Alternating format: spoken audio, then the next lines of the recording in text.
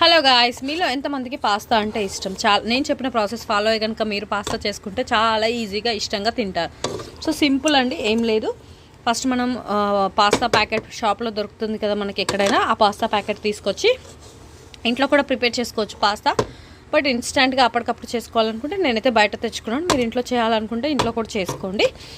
And ఇదైతే నేను తీసుకొచ్చి దీన్ని వాటర్ బాయిల్ చేసి అందులో కొద్దిగా నూనె, ఉప్పు వేసి కొద్దిగా మంచిగా ఒక 70% బాయిల్ చేసుకొని ఒక జాలి గిన్నెలోకి తీసుకొని పక్కన పెట్టేసుకొని దీంట్లో ఆయిల్ వేసి పచ్చిమిరపకాయలు, ఉల్లిపాయలు, అలాగే క్యారెట్, మన ఇంట్లో ఏ వెజిటేబుల్స్ ఉన్నా వేసుకోవచ్చు అనమాట.